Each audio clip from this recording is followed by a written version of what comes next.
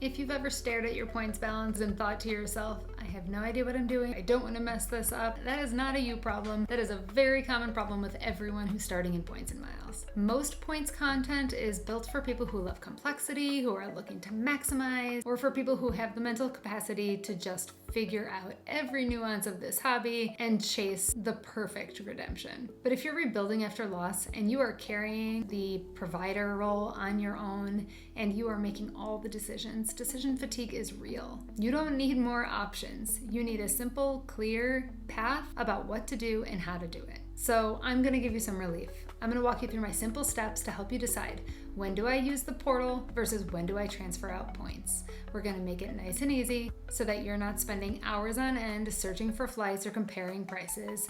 You're just going to make the decision that works for you now. Quick credibility moment. One of my students was searching for flights. She found them in the portal for about $35,000 round trip per person, and then did one quick search about transferring her points out and realized she could get this same exact flight, same airplane, same everything for literally 17,000 points round trip instead. She essentially saved herself an entire ticket's worth of points. She wasn't a points genius or anything. She just had a system that she followed so that she didn't feel like she was throwing away points when it was totally unnecessary. You don't always have to get it right or get the best bang for your buck, but it is nice to know the options so that you can use your points to travel more.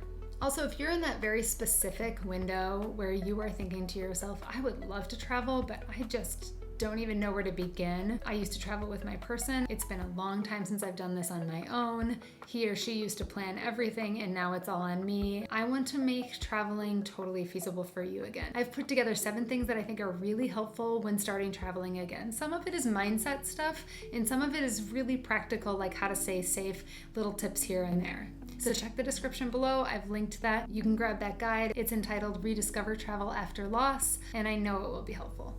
Okay, let's make this travel portal versus transferring points thing finally make sense in a simple way.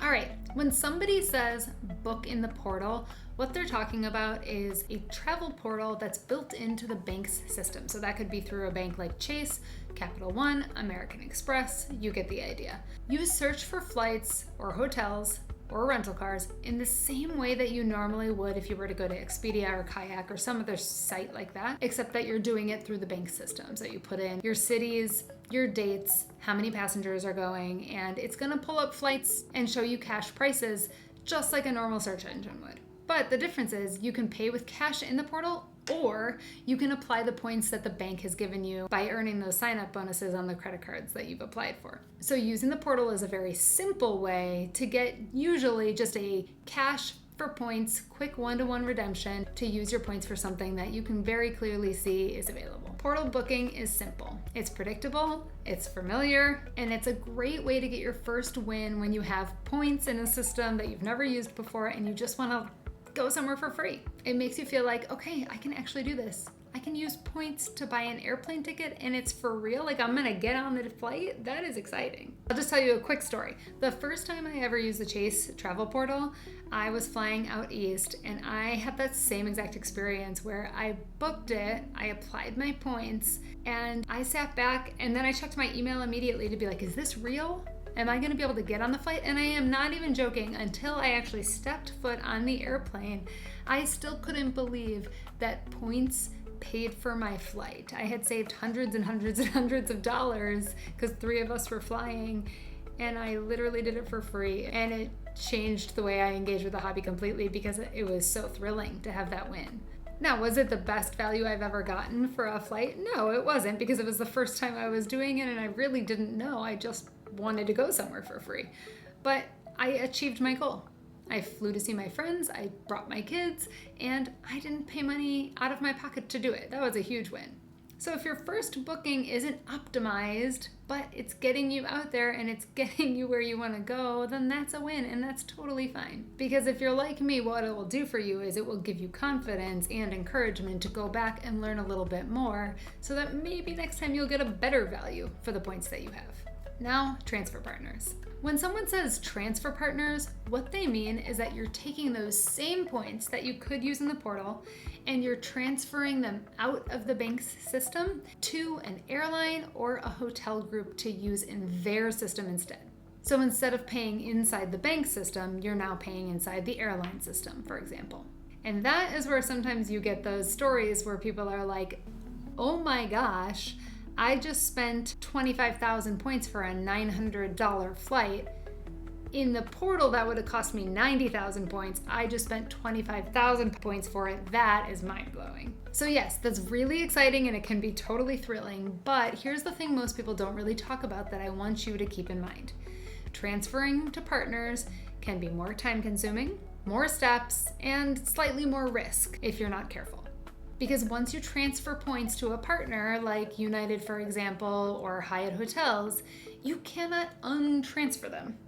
So if you send points from Chase over to Hyatt's system, they are stuck in Hyatt's system forever. Hyatt will not send them back to Chase. So if you're somebody who wants to fully understand those rules before transferring points out, that's not anxiety, that's wisdom, because you can't undo that. And there are some things about this hobby that you just kind of need to learn, which is why we're here.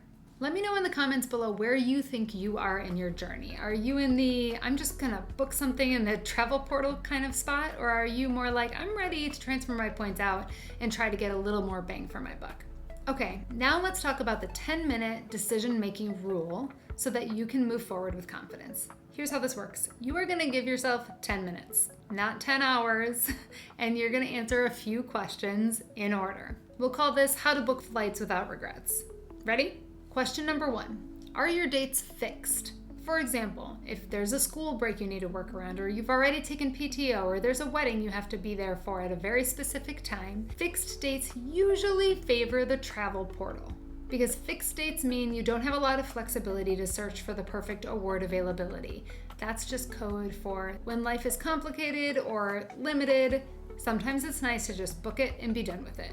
And as a reminder, a good enough booking that gets you on the flight and gets you to where you want to go is always better than a perfect redemption that never actually happens, every time. Question number 2, is the cash price reasonable? This one's big and I swear nobody's talking about this. If the cash price is already really reasonable, let's say I could fly to Denver for $150, then the portal often wins. Because the portal is basically allowing you to use points instead of cash at that same rate. So if you pull up that $150 flight, usually that's going to cost you 15,000 points. You don't have to spiral looking for other options or searching or thinking if transferring points is going to be better for you. 15,000 points round trip to get to Denver is cheap and great, and you might as well book it. Not every booking has to be big or fancy. Sometimes you just want to use the points you have to offset the cost of your out-of-pocket expenses. So this is a great way to do that. Okay, question number 3. Is award space actually available right now? This is the step that stops you from guessing, because a lot of people transfer points based on something they heard online that sounded like a great deal. Oh, I heard you can fly to Japan for 15,000 points. Maybe I'll transfer my points over in case that seat ever pops up. Unfortunately, that is not a good idea. When they go to book, there might not be that award space, so that hypothetical flight that could have worked for them isn't actually there when they need it. So here's the fast verification tool that I use all the time. It is my regular go-to. I would just bookmark it if I were you. It is called seats.aero. I am not sponsored by them. I just absolutely love their product. Pull up seats.aero, you do a simple search for your routes and your dates. Remember, seats.aero is pulling up one-way tickets only, so you're not looking at round-trip fares. You're looking at a fare to and from one place. You'll have to search 2 routes to get your round-trip flights. You're not doing a deep dive or a scavenger hunt. You're not visiting 20 different airline websites. You're using seats.aero to see what's available. Is the flight you're looking for there and it's dramatically better than the price in the portal? If yes, great, then you know transferring is an option. This is exactly how my students are saving a ton of money.